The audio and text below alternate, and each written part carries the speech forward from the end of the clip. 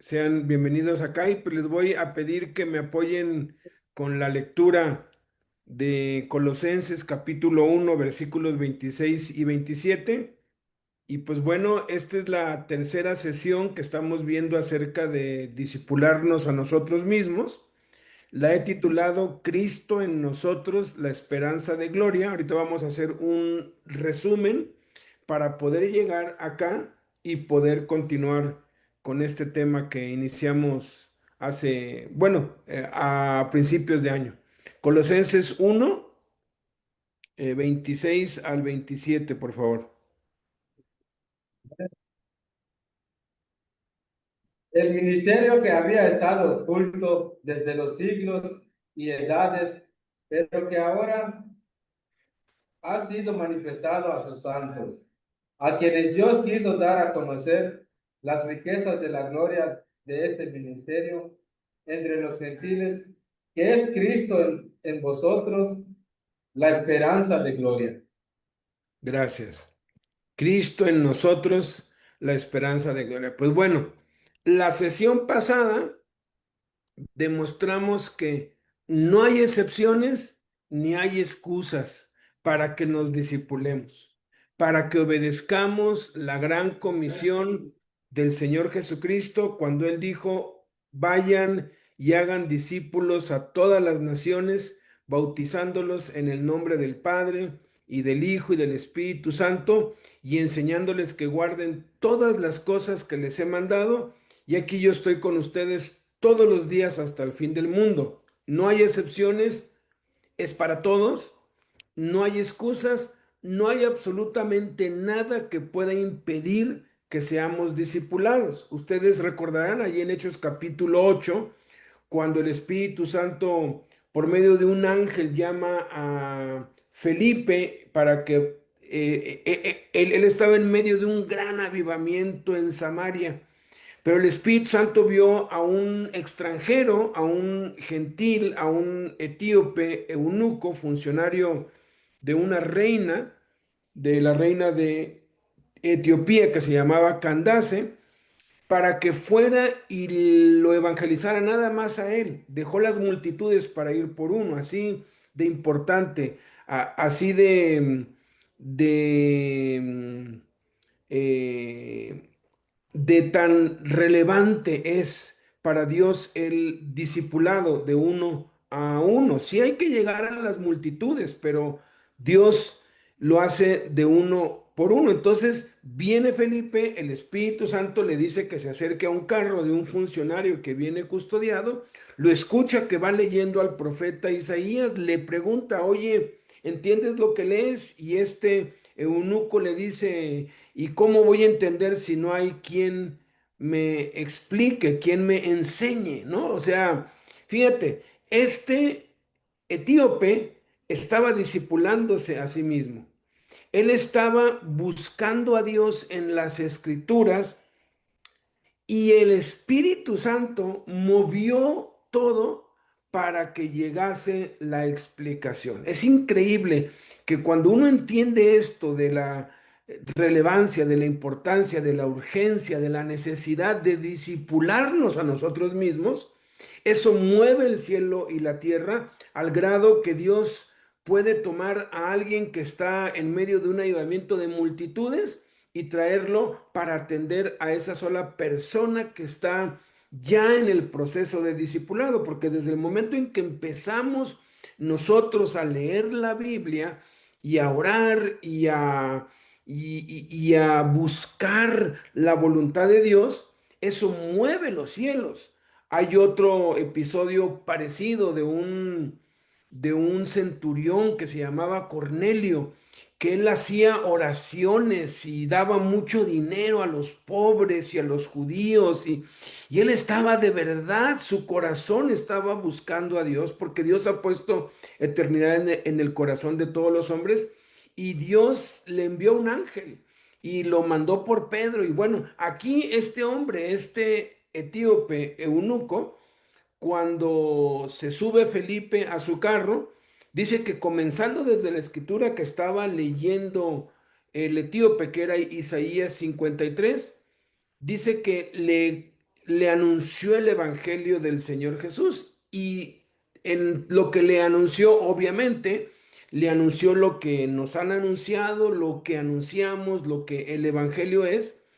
Y cuando vio un charco de agua, le dijo el etíope, aquí hay cierta agua, ¿qué impide que yo sea bautizado? Fíjate cómo entendió, porque dijo, Cristo mandó ir a todas las naciones y hacer discípulos, bautizándolos. Entonces el bautismo estuvo incluido en el mensaje del evangelio que le estaba dando Felipe a este etíope, a este eunuco.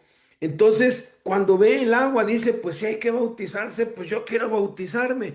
Y hace la pregunta de los 64 millones, o sea, hace la pregunta del siglo. ¿Qué impide que yo sea bautizado? Y aquí,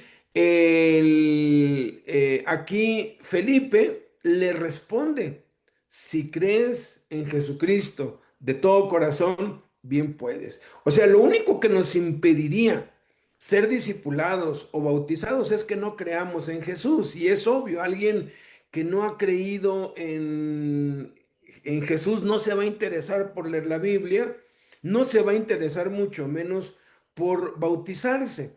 El bautismo es el inicio del discipulado, no el fin. El error de muchos es que evangelizan en su casa, con sus vecinos, con alguien. Por fin los llevan a la reunión y están asistiendo a la reunión. Y cuando se bautizan, creen que la misión ya está cumplida. Y entonces van y van por otros. Y ya los dejan ahí, los abandonan. Pero el bautismo es apenas el inicio del discipulado, porque Jesús dijo, vayan y hagan discípulos, bautizándolos. Y luego dice, enseñándoles que guarden todas las cosas que les he mandado.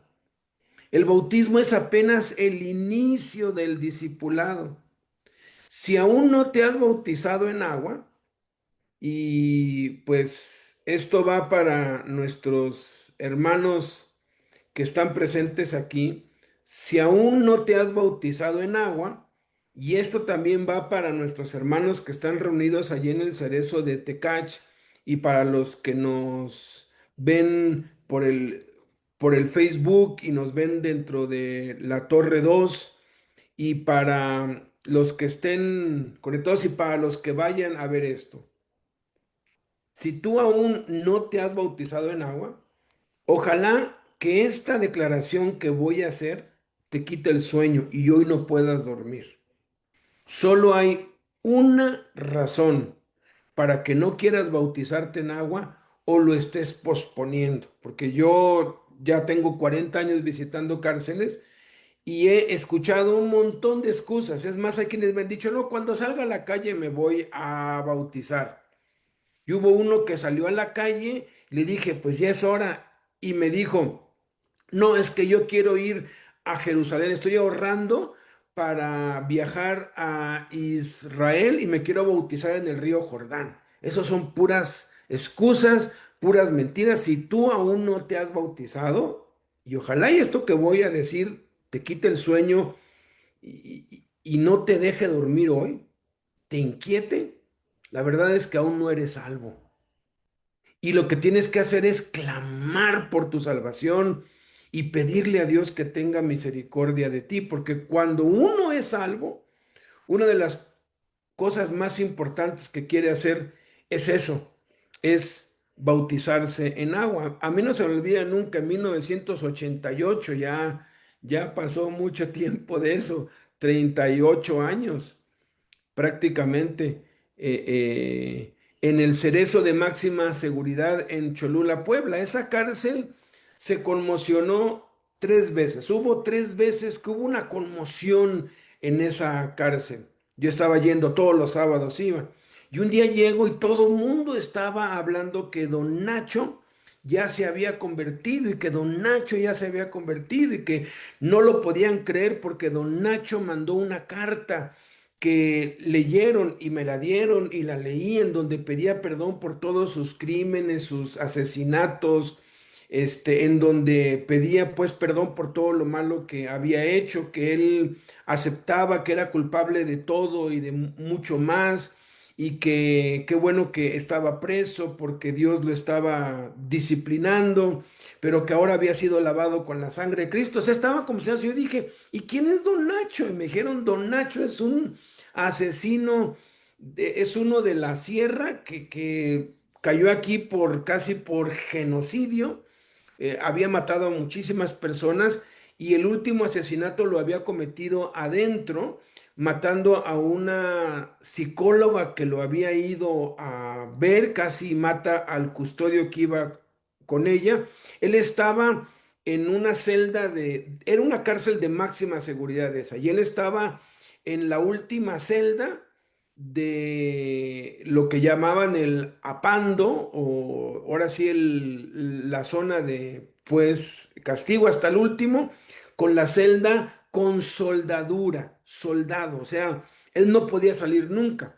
Pero uno de los hermanos le comisionaron hacer el aseo ahí, como allí no hay ni excusado ni nada, porque son las celdas de pues castigo, lo peor. Él iba y limpiaba. Y en una de esas le empezó a hablar de Cristo a los que estaban allí, pues castigados. Y don Nacho se interesó, y don Nacho escuchó el Evangelio, y don Nacho creyó, y don Nacho se convirtió a Cristo, y don Nacho escribió una carta y no lo podían creer, ¿no? Pasó como un mes y medio o dos, y yo llego, y cuando uno entraba a esa cárcel, uno pasaba por todos los filtros de seguridad que hay, y luego salía de allí de la parte de la aduana de las personas, y había una pila de agua como una fuente, pero el agua estaba toda sucia, llena de hongos, toda ahí, pues. Y de allí uno se podía ir al área escolar, al jurídico, se podía ir a la zona de los dormitorios. O sea, eran como tres partes a donde uno podía ir, y obviamente yo iba al área escolar, y estaba un hombre allí de 1,60 m cuando mucho, muy, muy chiquito, con un sombrero. Alguien totalmente insignificante a los ojos humanos. Y cuando yo llego, me aborda, porque traigo mi Biblia. Me dice, ¿usted es el hermano Beto? Le dije, sí, yo soy. Se quita el sombrero, se mete en la pila, se mete así en la pila y me dice, bautíceme, hermano, yo ya creí en Cristo. Y le dije, espéreme tantito, yo no lo conozco, ¿por qué no hablamos antes? ¿Me va a bautizar o no? Le dije, sí, pero ¿qué te parece si vamos al centro escolar? Y ahorita hablamos y lo planeamos, ahora sí que pues vamos a organizarlo. ¿Me va a bautizar o no? Me dijo, y se salió de la pila, se puso eso, y me dijo, mi hermano es usted, y se fue bien, bien, bien molesto, y se metió al pasillo que daba para los dormitorios. Cuando entro, esa fue la segunda conmoción.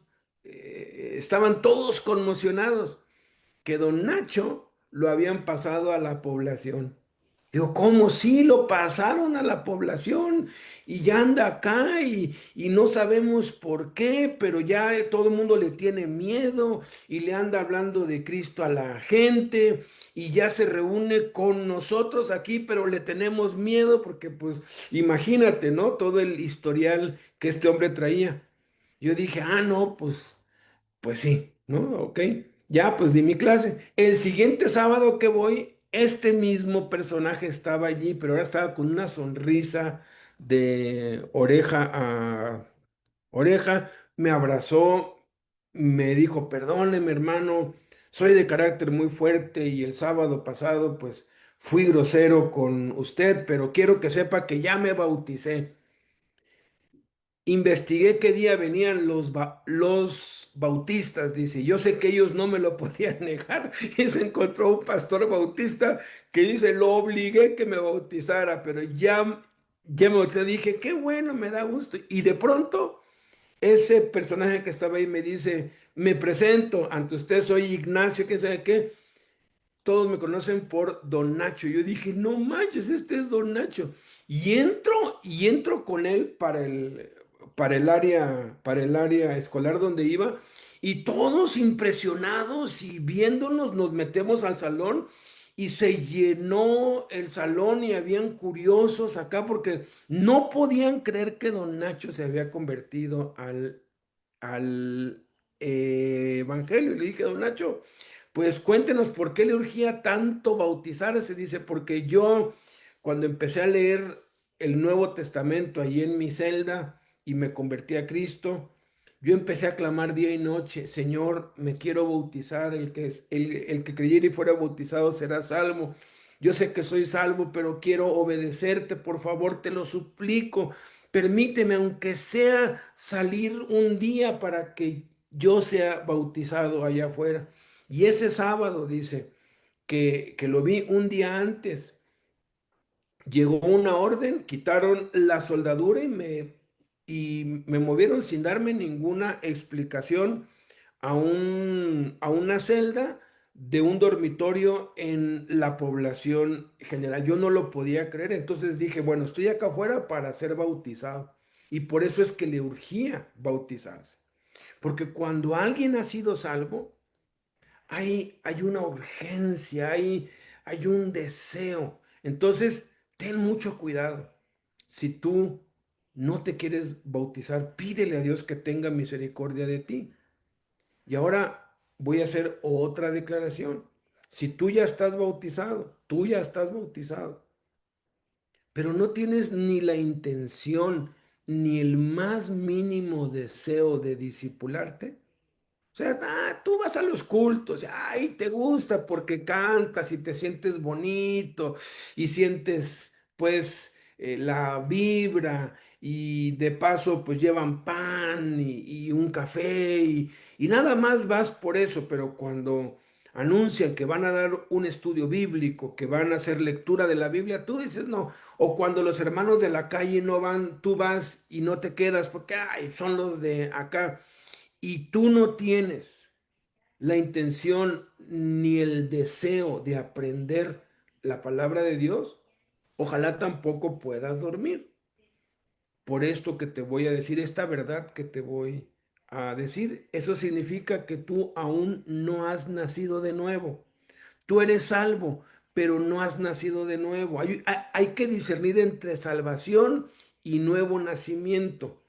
Todo en esta vida sigue los tres mismos principios. Todo lo que existe, todo lo que pueden ver tus ojos, todo lo que pueden palpar tus manos, siguen estos tres mismos principios que son concepción, gestación y alumbramiento. De hecho, ese salón o esa celda donde vives, hace 100 años no existía.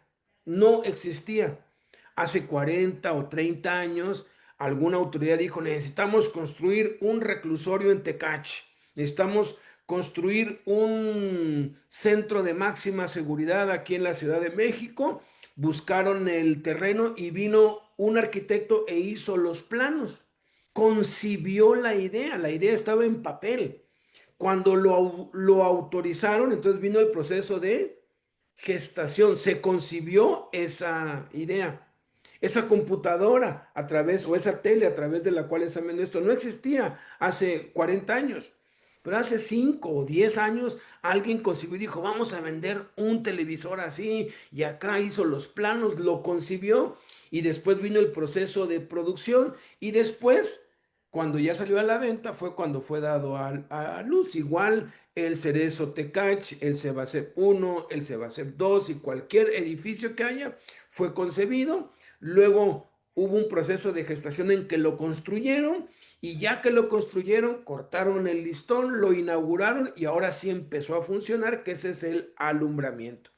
La concepción es la salvación. Cuando recibes a Cristo, tú eres concebido. Juan capítulo 1, versículo 13. Somos engendrados por Dios. Pero entonces tiene que haber un periodo de gestación.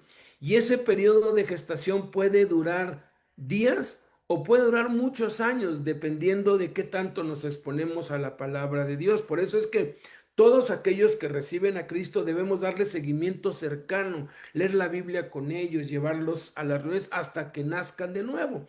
Porque el nuevo nacimiento es cuando el que recibió a Cristo adquiere conciencia de vida espiritual y empieza a leer la Biblia por sí mismo, a orar por sí mismo y a testificar de Cristo a otros. En algunos casos, el nuevo nacimiento ocurre el mismo día que reciben a Cristo porque desde niños fueron expuestos a la palabra de Dios. Yo he conocido muchos que se han criado en una familia cristiana, pero que no habían querido recibir a Cristo, pero el día que recibieron a Cristo, ese día vino un avivamiento en sus vidas y empezaron a leer la Biblia y empezaron a orar y a hablarle a otros. ¿Por qué?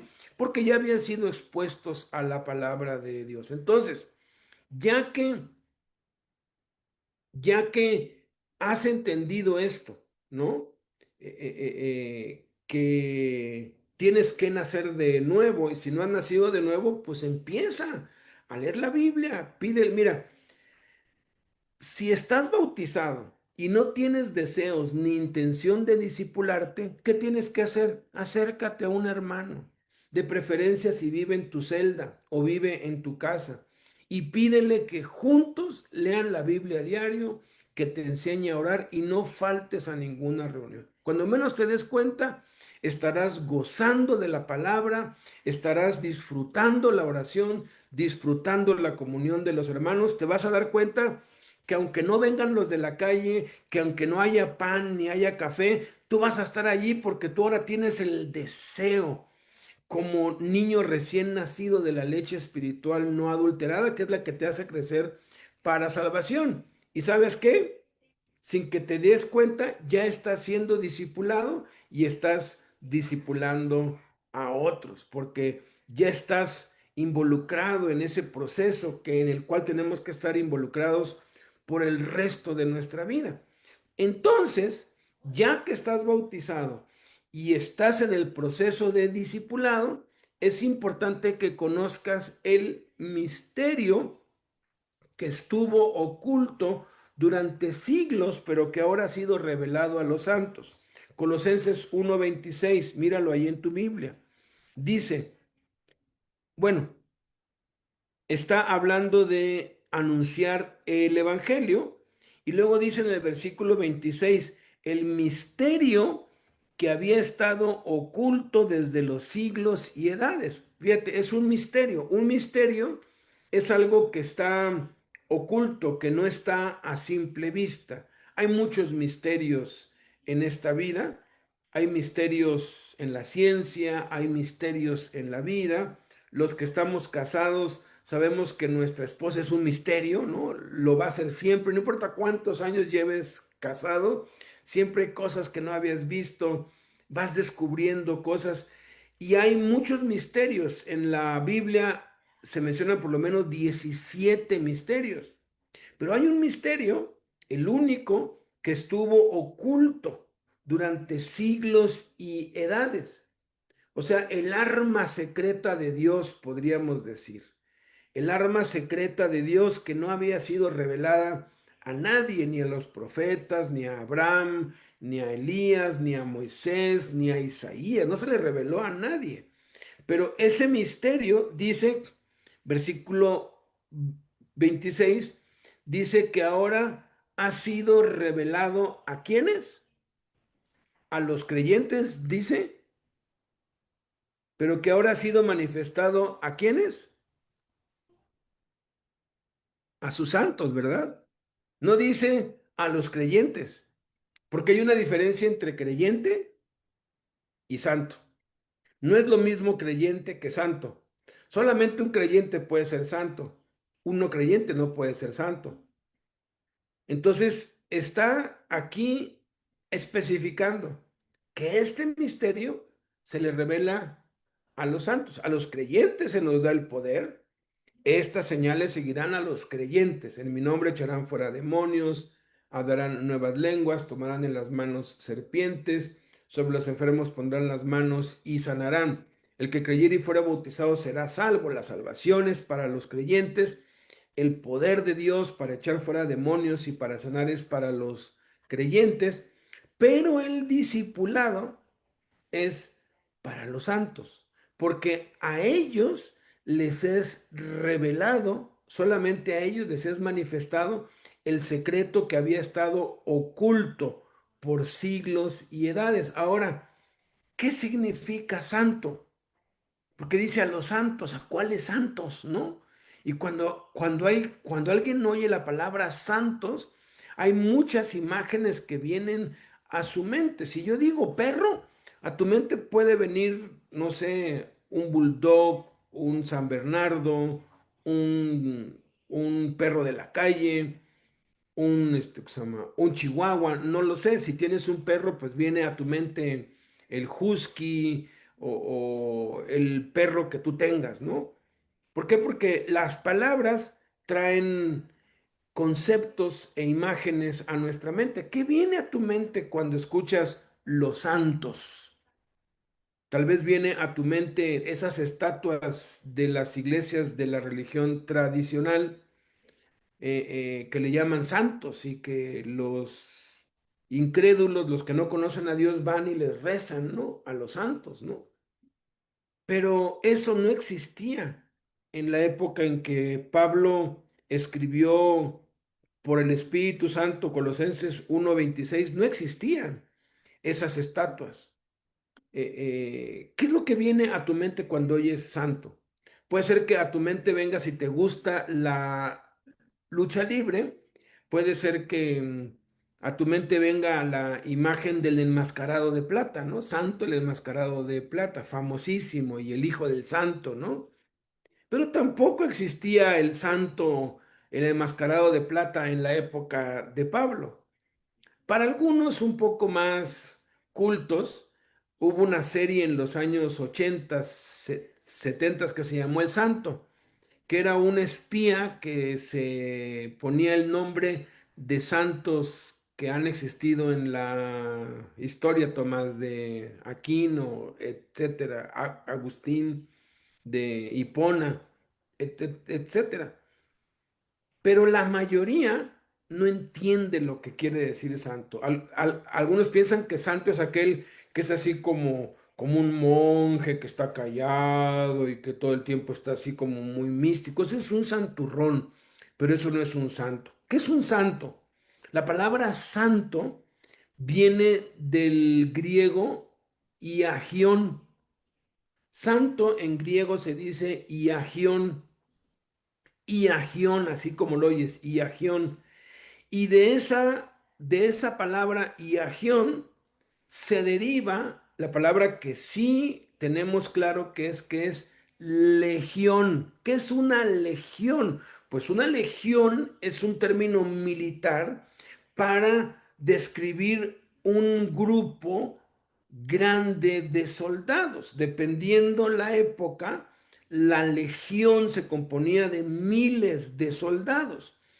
Ha habido distintas épocas del Imperio Romano, del Imperio Griego, del Imperio Babilónico, pero en esta época en particular del Imperio Romano, cuando vino Cristo y en que estuvo Pablo predicando, la legión se componía por 12,000 soldados.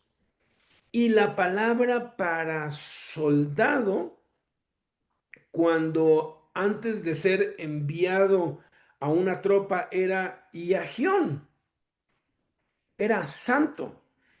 A los reclutas, a los que el imperio reclutaba para integrarlos al ejército, les llamaban iagión.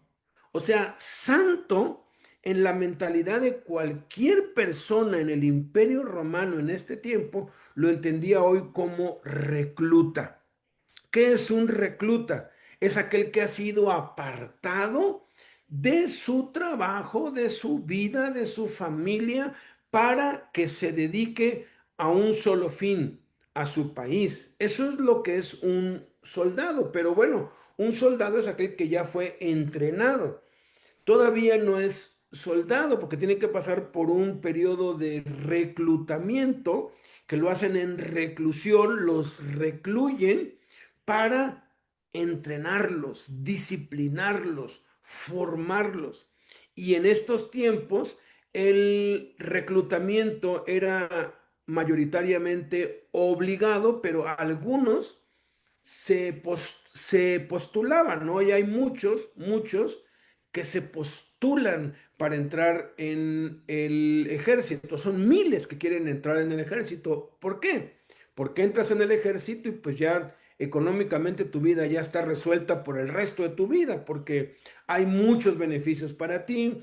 La escuela y la universidad es gratis para tus hijos y tienes atención médica de la mejor. Entonces muchos quieren ese privilegio de ser parte, de formar parte del ejército mexicano o de la marina por los beneficios tan grandes que hay en la cuestión económica.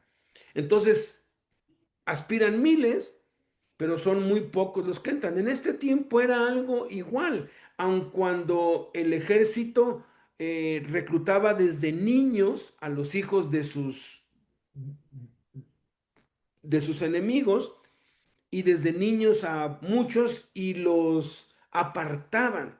Y cuando algún hijo de un ciudadano romano, viendo sus habilidades, era reclutado, eso era wow. Nos sacamos la lotería, vamos a tener un hijo militar, un hijo que va a ser soldado del Imperio Romano. Hay de aquel que se atreva a molestarnos porque somos familia de un soldado romano y eran temibles y todo mundo. Entonces, todos querían pertenecer al ejército romano. Entonces era un privilegio. Entonces, santo, hay versiones más nuevas que ya cambian este término y lo hacen ver como lo que es reclutas. Aquellos que han sido apartados, santos significa apartado, separado por Dios para un objetivo que es servirle. Y esto, amados hermanos, comienza con el discipulado. Alguien que no está involucrado en el discipulado o que no desea involucrarse en el discipulado no puede recibir esta revelación. Le parece absurda, le parece que no puede concebirlo. Santo, pues, es aquel a quien se le ha revelado este misterio oculto. Entonces, ¿cuál es el misterio que estuvo oculto por siglos y edades que ahora es revelado a los santos? Bueno, dice aquí el versículo 27, a quienes Dios quiso dar a conocer, fíjense qué maravilla, las riquezas de la gloria de este misterio entre los gentiles, porque el misterio, el, el misterio en sí es amplio. El misterio tiene que ver con el plan de Dios, tiene que ver con la inclusión de los gentiles, con la inclusión de todas las naciones, con el hecho de que las leyes de Dios iban a ser escritas en nuestro corazón. Tiene que ver con el nuevo pacto. De hecho, este misterio implica el nuevo pacto que Dios mismo andaría entre nosotros, que ninguno enseñaría más a su prójimo ni a su hermano, porque todos me conocerán, desde el más pequeño hasta el más grande, porque perdonaré sus pecados, porque me olvidaré de todas sus transgresiones y de todos sus pecados. Pero de todo lo que contiene este misterio que había estado oculto, lo más importante, por eso dice las riquezas de la gloria. Gloria quiere decir lo mejor, lo más elevado, lo más alto. No hay otra cosa más grande, no se puede llegar más alto que eso, lo más alto. Por eso es que cuando el mundial ya aquí en junio que se va a dar en México, Estados Unidos y Canadá, el que gana la Copa Mundial dicen alcanza la gloria. ¿Por qué? Porque ya llega. Entonces, lo máximo, la verdad más importante, que ya no hay una verdad más importante después de esta, del nuevo pacto, de ese misterio que había estado oculto por siglos y edades, es Cristo en nosotros, la esperanza de gloria. Cristo en nosotros. Cristianismo no es nosotros tratar de ser como Cristo. No es nosotros imitar a Cristo o esforzarnos por ser como Cristo. No, eso no es el cristianismo. Cristianismo es Cristo viviendo su vida en nosotros. Es Cristo haciendo su obra por medio de nosotros. Es Cristo usando nuestros ojos para ver, nuestra boca para hablar, nuestros oídos para oír, nuestras manos para tocar, nuestros pies para andar y nuestra vida para que Él siga haciendo lo que Él empezó a hacer hace más de 2000 años. Ese es el cristianismo. Porque la vida cristiana no es difícil. La vida cristiana es imposible. Nadie jamás ha podido vivir a perfección y a plenitud la vida cristiana excepto Jesús. Por eso es que es Jesús quien quiere vivir su vida en nosotros. Vean lo que dicen, vayan ahí a Gálatas 2:20, unos cuantos libros atrás de Colosenses, Gálatas capítulo 2 versículo 20. Y esta es la meta suprema del discipulado. Aquí es a donde tenemos que llegar. Pero, como les decía hace un rato, tres principios rigen todo lo que existe: concepción, gestación y alumbramiento. Un recluta no se vuelve soldado de un día para otro, toman meses, años. Los recluyen y los entrenan y les enseñan a usar armas, les enseñan disciplina, les enseñan valores. Es un proceso que toma tiempo. Entonces, el ser reclutado, el tener el deseo de ser discipulado, el empezar a disciplinarnos es el principio. El periodo de gestación es el discipulado y la meta o el llegar a ser un soldado de Cristo, ¿no? Como le dice Pablo a Timoteo, tú pues sufre penalidades como buen soldado de Cristo, es Gálatas 2:20. Con Cristo estoy juntamente crucificado y ya no vivo yo, mas vive Cristo en mí. Y lo que ahora vivo en la carne, o sea, lo que vivo todos los días desde que me levanto, me aseo, desayuno y hago todo lo que hago durante el día, lo vivo en la fe del Hijo de Dios, el cual me amó y se entregó a sí mismo por mí. Fíjate cómo Pablo y subraya allí donde dice lo vivo en la fe del Hijo de Dios. No dice lo vivo en mi fe en el Hijo de Dios. Porque hay muchos que viven en su fe en él y tienen fe en Cristo y se esfuerzan y trabajan y hacen muchas cosas, pero ven muy poco fruto. ¿Por qué? Porque lo están haciendo en sus propias fuerzas. No se trata de que tú lo hagas, se trata es de que tú desaparezcas. Y ese proceso, amados, es un proceso que nos va a tomar toda la vida. Por eso vamos a ver en esta vez, basados en lo que acabamos de leer, que es Cristo en nosotros, la esperanza de gloria, el fundamento en cuanto a disipularnos a nosotros mismos. El fundamento para disipularnos a nosotros mismos es la negación de nosotros mismos, la muerte del yo. El discipulado no es solo un proceso externo donde alguien nos enseña, porque si tú crees que discipular a alguien es simplemente transmitir la información como lo estoy haciendo ahorita yo, no hemos entendido lo que es el discipulado o lo hemos malentendido. Más bien es una decisión interna. Antes de poder discipular a otros, como lo manda Jesús en Mateo 28, 19 y 20, debemos ser capaces de gobernarnos y enseñarnos a nosotros mismos siendo guiados por el Espíritu Santo. Repito, en el proceso de discipularnos y discipular a otros, debemos ser capaces de gobernarnos y enseñarnos a nosotros mismos bajo la guía del Espíritu Santo.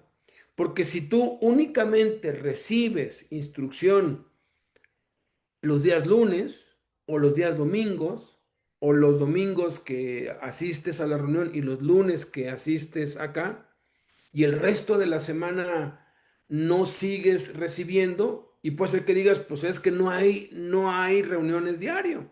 O sea, no es mi culpa que yo no reciba, no, sí es tu culpa. ¿Por qué? Porque debes aprender a discipularte a ti mismo. De hecho, si tú no aprendes a discipularte a ti mismo, no te va a ser muy útil que estés ahorita aquí o que vayas a una reunión el, el día domingo, porque puede ser que lo hagas por costumbre, puede ser que lo hagas porque es una tradición y puedes caer en muchos riesgos. Puedes caer en el riesgo de la pereza y pues ya pesar, pues ya fui, pues ya cumplí, ya estoy bien y no, no estás bien porque el asunto es de todos los días. Entonces, el fundamento, el autodiscipulado, comienza con nosotros tomando la decisión de Lucas 9:23, negarnos a nosotros mismos. Vamos a leer Lucas capítulo 9, versículo 23.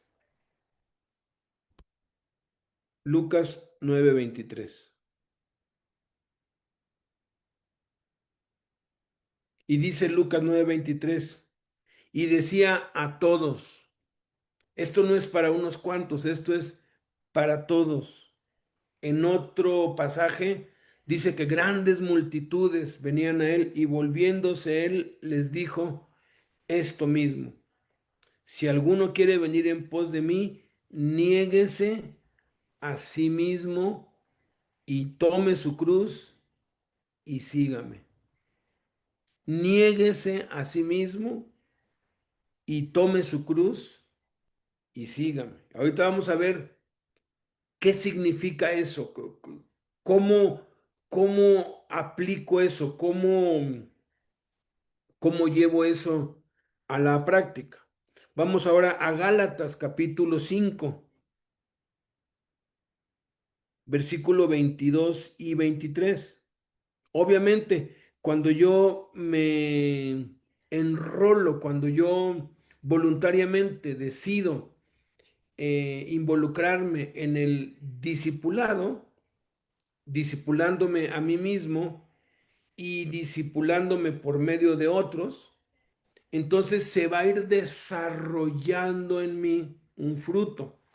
Y dice aquí Gálatas 5:22, más el fruto del Espíritu, o sea, el resultado o lo que va a venir como consecuencia de una acción, porque un fruto, una manzana, una pera, no aparece de un día para otro. ¿Qué es lo que se necesita? Lo mismo que hemos estado pues diciendo: concepción, gestación y alumbramiento. ¿Cómo se llega a tener una pera, una manzana, una naranja? Pues lo primero que se hace es sembrar una semilla. Esa es la concepción y luego regarla, cuidarla. Sale el arbolito, tarda meses, algunas veces puede ser que un año o más, y de pronto, ¡fum! Ahí está el fruto, ahí está la pera, ahí está la manzana, allí está el fruto, que fue un resultado de todo un proceso.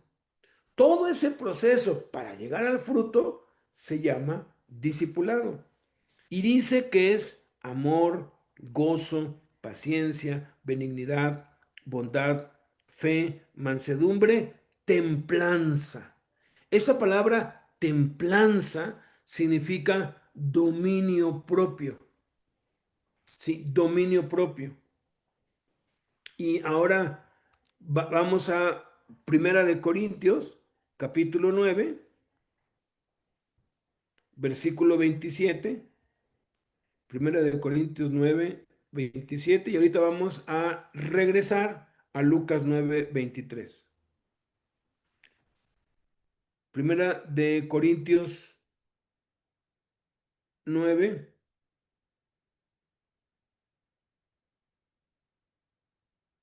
desde el versículo 24 hasta llegar a la conclusión en el versículo 27. Dice, ¿no saben que los que corren en el estadio todos a la verdad corren, pero uno solo se lleva el premio? Corran de tal manera que lo obtengan. Todo aquel que lucha, de todo se abstiene. Ellos a la verdad para recibir una corona corruptible, pero nosotros una incorruptible. Así que yo de esta manera corro, no como a la aventura. De esta manera peleo, no como quien golpea el aire, sino que golpeo mi cuerpo y lo pongo en servidumbre, no sea que habiendo sido heraldo para otros, yo mismo venga a ser eliminado. Aquí está hablando del dominio propio, aquí está hablando de una realidad impresionante. No importa cuántos años lleves en el Evangelio, si tú dejas de discipularte y de discipular a otros, tú vas a caer. Pablo está diciendo aquí que él puede ser eliminado, no va a perder su salvación, pero simplemente va a perder sus recompensas, va a perder sus coronas, va a perder todo lo que se está ganando mientras estamos nosotros esforzándonos en la gracia y en el conocimiento de Cristo. Entonces, Pablo nos está pues asegurando acá que ya no vive él, que ahora vive Cristo y que lo que vive en la carne lo vive en en la fe del Hijo de Dios, ni siquiera en su propia fe. Entonces, ¿qué es lo que hace Pablo?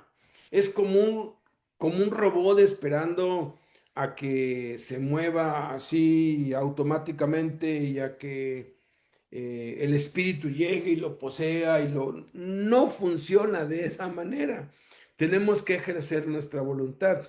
Pero allí es donde entra nuestra parte. ¿Cuál es nuestra parte que nos toca? Dice aquí, dice, de esta manera corro. O sea, él corría, dice, pero no como a la aventura. O sea, no nada más por correr, no nada más porque, o sea, no así al aire, sino que tengo un objetivo bien, em, bien determinado, bien ubicado. Y ese soy yo mismo. Tu peor enemigo no es Satanás. Tu peor enemigo no es tu compañero de estancia. Tu peor enemigo no es tu esposa o tu suegra. Tu peor enemigo no es el que te acusa. Tu peor enemigo no es el que busca tu muerte. Tu peor enemigo eres tú mismo. Mi peor enemigo soy yo mismo. Y tenemos que someterlo. Dice, lo pongo en servidumbre, o sea, lo obligo a que sirva. Entonces vamos a Lucas capítulo 9. ¿A qué tenemos que obligar nuestro cuerpo? ¿A qué nos tenemos que obligar a nosotros mismos? Lucas capítulo 9, versículo 23. Niéguese a sí mismo. Y esto está en Marcos y está en Mateo también. En Mateo lo dice de esta forma: si alguno viene a mí y no se niega a sí mismo y no toma su cruz, no puede ser mi discípulo. No podemos ser discípulos si no nos negamos a nosotros mismos. ¿Y cómo nos negamos a nosotros mismos? Pues bueno, todos tenemos afectos, todos tenemos apegos, todos tenemos gustos, todos tenemos aficiones, todos tenemos cosas que nos gusta hacer, todos tenemos cosas que disfrutamos. Hay quienes disfrutan leer, hay quienes disfrutan jugar ajedrez, hay quienes disfrutan hacer ejercicio, hay quienes disfrutan jugar fútbol, hay quienes disfrutan escribir, hay quienes disfrutan dibujar o pintar y se la pasan todo el día pintando y haciendo cosas. Hay siempre algo o varias cosas que nos gustan, ¿no? Una de esas cosas, pues, que nos gusta es comer, ¿no? ¿A quién no le gusta comer? A todos nos gusta comer, y hay ciertos platillos que nos gustan. Entonces, negarnos a nosotros mismos tiene que ver con nuestros gustos, con nuestros afectos. Y la primera cosa que tenemos que matar en nosotros mismos es nuestro afecto o nuestro gusto por los predicadores. Hay predicadores que nos gustan más que otros. Hay predicadores que les entendemos más que otros. Hay, hay, hay predicadores que para algunos son aburridos, para otros no. Porque en esos 40 años que yo tengo, yo he descubierto que hay algunos que les gustan a unos, pero a otros no. No hay ningún predicador que le guste a todos. Ninguno. Hay algunos que hacen reír. A mí me gustan los que hacen reír y nos tienen risa y risa todo el tiempo. Es más, hubo un tiempo que yo quise imitar a los que hacen, a los que hacen reír, ¿no? Porque a mí me encanta, me encantan esos hombres como Joe Rosa y otros que empiezan a ver, tienen una gracia que te tienen, ahora sí que destornillándote de risa. Pero he conocido a muchos que no les gusta, que cuando ven que llega, mejor se van. No, ya aquí no. Para reírme, para eso mejor pongo Cantinflas, dicen, o pongo que se llama los polivoces, o de vez en cuando, y creen que se está burlando de las cosas de Dios y no les gusta. O sea, los que a mí me gustan, yo conozco muchos que no les gusta. Y hay otros que a ellos sí les gustan, que a mí no me gustan, que hablan y uno se empieza a dormir y se empieza a caer. Y esos que no les gusta el que los hace reír, están pero apasionados tomando notas. Dicen, este sí toma en serio la palabra de Dios y este no blasfema. O sea, nunca va a haber un predicador que guste a todos. Negarte a ti mismo es, no importa si me gusta o no me gusta, si me entretiene o no me entretiene, si me hace reír o no me hace reír. A mí los que no me gustan y que me dan sueño, pues tengo que negarme a mí mismo para ponerle atención y recibir lo que Dios me quiere decir a través de ese que no me gusta. Y aquel que no le gusta, el que hace reír y que se levanta y se va, porque eso pasa, ¿eh? Hay muchos que, fulano va a predicar. No, él regaña todo el tiempo. Mejor no se quedan porque no les gusta. Tienes que negarte a ti mismo. Si no te gusta, quédate. Quédate porque Dios te va a hablar. Trata no de ver al predicador, trata de ver a Dios hablando por medio del predicador, aun cuando no sea un estilo que te guste. Esa es una de las primeras cosas que tenemos que negarnos a nosotros mismos. Eh, em, Otra cosa es que cuando empezamos a disipularnos, tenemos que dar más de nuestro tiempo para hacer tareas, para estudiar, para leer la Biblia, para aprender más. Y eso implica recortarle tiempo a las actividades que nos gustan. Si a ti lo que te gusta es jugar poliana o ajedrez o no sé, cartas, y juegas 6 horas diarias, pues vas a tener ahora que limitarte a menos horas porque ahora necesitas más tiempo para la palabra de Dios y tienes que ir negándote esos gustos, esas afecciones, esos apegos que tienes, tienes que irte alejando de eso para poder dedicarle más tiempo a la palabra de Dios, porque a medida que el discipulado crece, va exigiendo más de nosotros mismos. Una tercera cosa, una tercera área práctica de cómo negarnos a nosotros mismos es el ayuno. El ayuno es fantástico. El ayuno es algo formidable para decirle a nuestro cuerpo, aquí el que manda es Cristo, no soy yo, no eres tú, es Cristo y vamos a hacer ayuno y no vas a consumir más que agua durante los próximos 3 días. Hay quienes me han dicho, hermano, yo estoy tomando pues medicamentos y pues no puedo ayunar por la salud. Y siempre les digo, este lunes en la penitenciaría uno me dijo, hermano, yo pues quiero ayunar, pero no puedo. ¿Qué hago? Porque está pues tomando medicamentos. Le digo, ¿qué es lo que más te gusta? No, pues el café. Dijo, ok, una semana sin café. Y si es así, no, hermano, eso no me lo pida. La neta es que yo no despierto sin un café. Pues ese es el ayuno. El ayuno es abstenerte, es decirle a tu cuerpo no. Y no te va a hacer daño si no tomas café, no te va a hacer daño.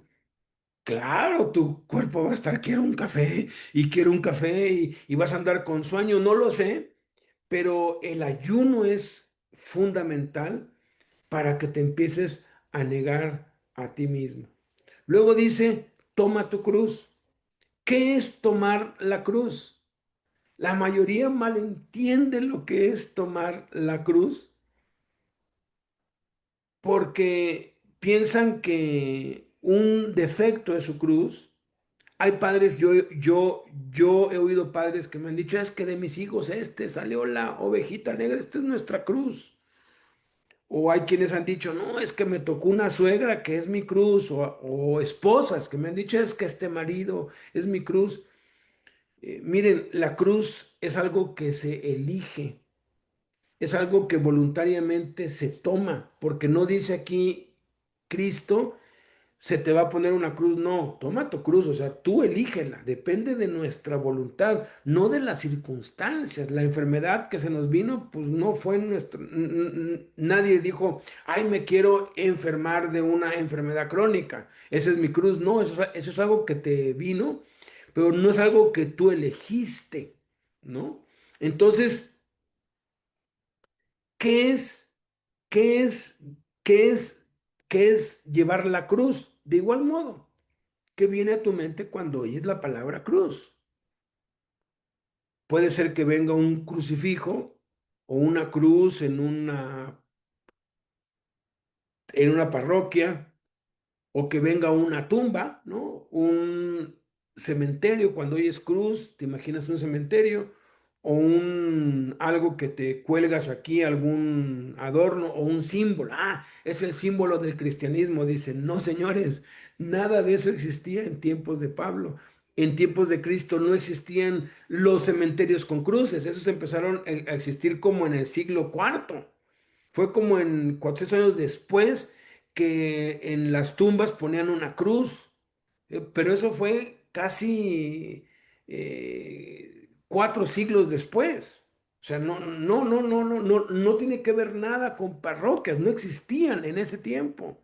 No tiene que ver nada con un símbolo. ¿Qué significaba la cruz en tiempos de Cristo? Significaba muerte. No significaba ninguna otra cosa más que muerte, muerte, muerte. Con Cristo estoy juntamente crucificado, ya no vivo yo.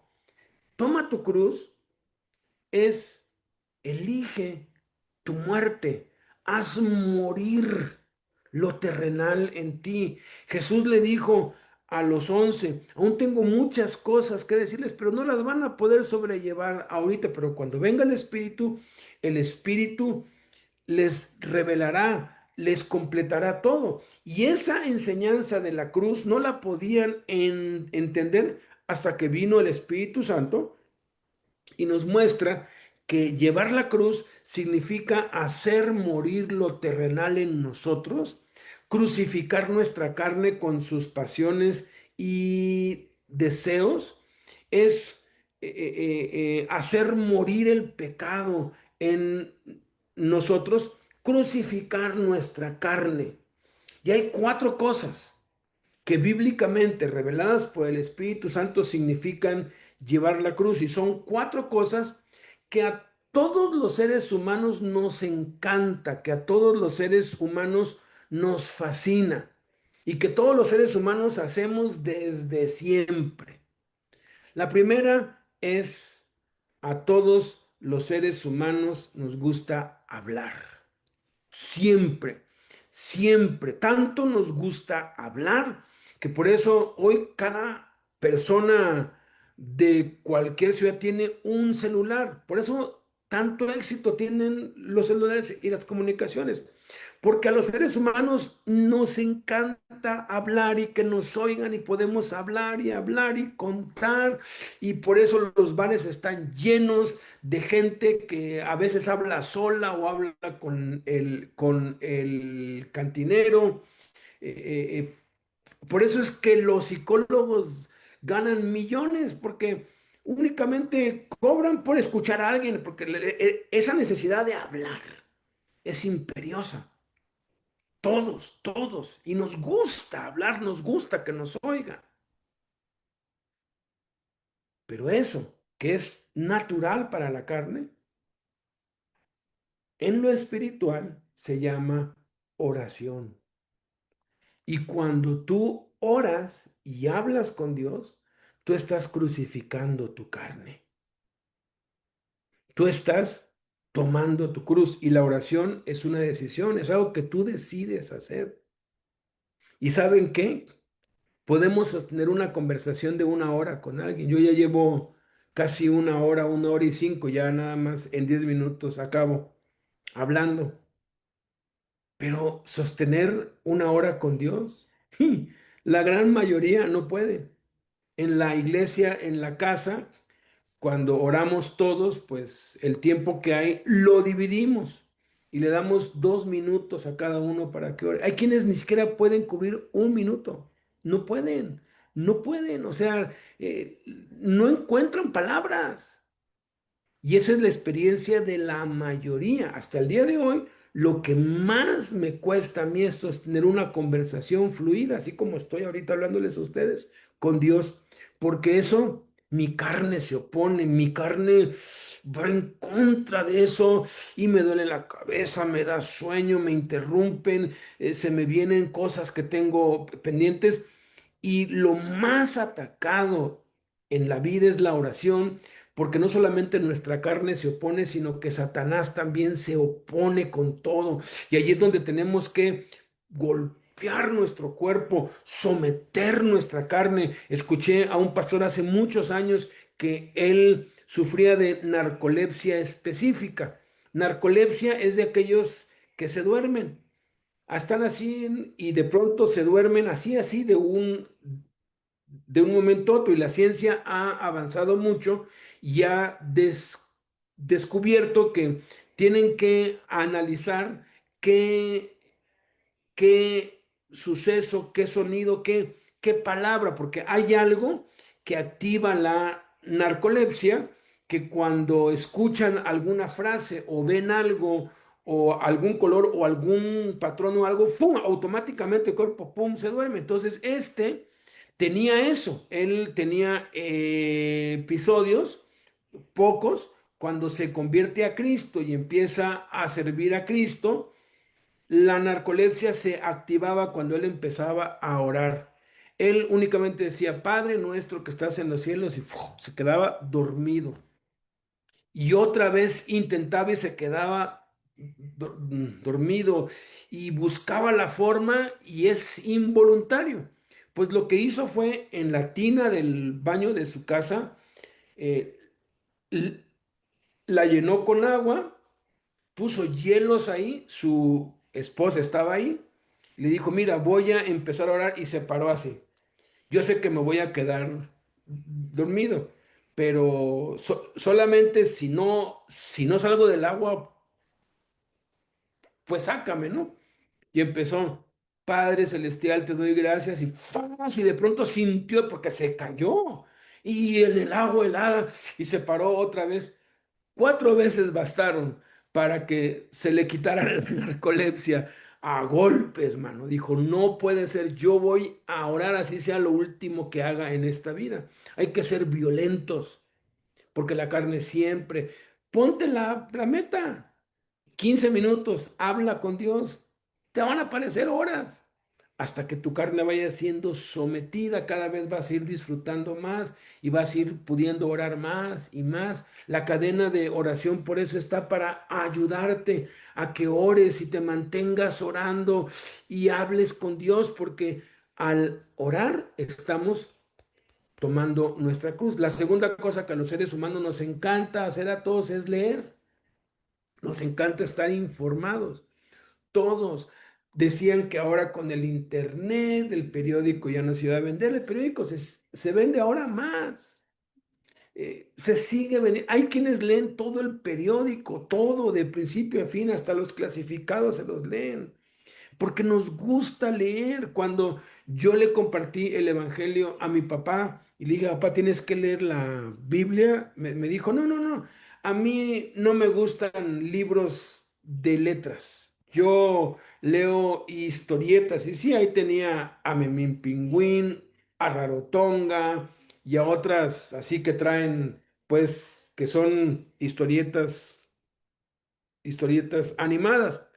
Y me lo quedé viendo, esto fue hace 39 años. Y yo dije, no puedo creer lo que estoy oyendo. Y fui a su closet y estaba como de 1 metro de alto y 2 metros de ancho, un cerro de puros, de puras novelas policíacas y vaqueras. Y tomé un montón y se las traje. Le dije, ¿y esto qué? Eso es de pura letrita. Me dijo, sí, pero eso es diferente, dice. Empecé a leer la Biblia y siempre me duele la cabeza y siempre me duermo. Le dije, pues es que la Biblia es un libro sobrenatural. Puedes leer libros enteros, no puedes leer la Biblia, porque hay que someter la carne, hay que obligarla. Dice, golpeo mi cuerpo y lo pongo en servidumbre, lo obligo a que se someta. Tienes que obligar a tu cuerpo. Eso es tomar la cruz, orar, leer la palabra de Dios. Tercer cosa que a todos los seres humanos nos encanta es estar donde hay más gente. Aunque no nos hablemos, pero por eso se llenan los estadios, se llenan los conciertos, los restaurantes están llenos, los parques están, porque nos gusta estar con gente, nos gusta la compañía de otros. Los bares están llenos, atascados, porque por naturaleza queremos estar donde hay gente. Es más, hay varios restaurantes en una calle y están vacíos. Si ves uno que hasta hay cola, pues te pones a hacer cola. No importa, mucha gente prefiere hacer cola cuando haya otros por ahí, porque lo que nos gusta más que otra cosa es que haya gente, nos gusta la compañía de la gente. Pero ¿qué tal cuando nos toca reunirnos, congregarnos en el nombre de Cristo? Congregarnos en torno a Cristo. Ahí es donde entran excusas, pretextos, cansancios y cuesta trabajo y tenemos que obligar nuestra carne, tenemos que someterla, tenemos que disciplinarla y obligarla. Te vas a congregar y vas a estar allí y vas a estar presente, no vas a estar haciendo cosas en tu celular o acabando tus pendientes. Vas a estar al 100% porque nuestra carne es muy rebelde. Y la cuarta cosa que a todos los seres humanos nos encanta hacer, nos encanta, y que hasta el día de hoy siguen haciendo y que hasta se pues glorían, ¿no? Los de Amazon, ¿no? Que han superado los récords de ventas y que ahora hay más ventas que hace no sé cuántos años, es el gastar dinero. A todos los seres humanos les encanta gastar dinero, les encanta comprar. Por eso tanto se vende y tanto se compra y compran y compran y compran y compran. Conozco yo quienes gastan un dineral en comida y únicamente comen en restaurantes finos y caros y dicen, no, no, yo no escatimo en comida, yo aprendí que por eso trabajo y pues gano bien para comer bien y todo el dinero se les va en comida. Otros dicen, no, no, no, yo no escatimo en el lujo, ¿no? Y gastan para su casa y el mejor colchón y que se mueve y que les da, o sea, somos por naturaleza consumidores en cualquier cultura. Esto es de la raza humana. Nos gusta comprar, nos gusta gastar dinero. Y en las plazas, por eso hay tantas plazas. Y hay tiendas por todos lados y en los pasillos en los pasillos ponen otros kioscos y más tiendas. O sea, hay tienda, tienda, tienda, tienda y compras, compras, compras. A mí me da gusto luego ir porque digo, gracias a Dios, la mayoría de estas cosas no las necesito. Bendito sea Dios. Y ahí es donde entra el tomar tu cruz, que tiene que ver con el dinero. Y es cuando se trata de dar tu diezmo y tu ofrenda. ¿Duele? Claro que duele. ¿Por qué duele? ¿Por qué no te duele comprarte el celular más nuevo? Es más, dices, no, me lo merezco, ¿no? Es el de quinta generación y yo merezco tener el mejor celular y tú te pones tus propios argumentos, pero cuando Dios te muestra que tienes que dar tu diezmo y tienes que dar ofrenda, híjoles, lo haces con una pesadez y a veces no, pues ahorita no puedo, pues lo voy a tomar prestado y te pones 20,000 excusas y la mayoría no lo hace. Y como entre comillas no pasa nada, pues, ay, pues no hay bronca, pues no, tú te estás perdiendo de poder disfrutar las riquezas de la gloria de este misterio, que es Cristo en nosotros, la esperanza de gloria. Porque cuando tú oras y lo haces en tus fuerzas, no vas a poder. Pero si tú sometes tu cuerpo, pones tu cuerpo en servidumbre y estás en el proceso de negarte a ti mismo, entonces Cristo es el que va a actuar, Cristo es el que te va a dar el poder y entonces de ser una carga y un pesar, la oración se va a volver un deleite. Cuando tú entiendes que es Cristo en ti que pone el querer como el hacer y vences esa resistencia natural de la carne y del cuerpo y del diablo para leer la Biblia y la lees, entonces la Biblia se convierte, como dice el Salmo 1, en tu deleite, te deleitas en la palabra. Cuando entiendes que cada vez que te congregas, Cristo está presente allí, se vuelve una delicia congregarte y lo mismo sucede con el dinero. Se vuelve una alegría, se vuelve un motivo de celebración cuando de pronto pues recibes un bono o tus ventas son más y ahora tienes más ingresos. Te alegras no tanto por los ingresos, sino porque ahora vas a dar más, porque ahora vas a poder bendecir a más gente, porque ahora vas a poder seguir tomando tu cruz.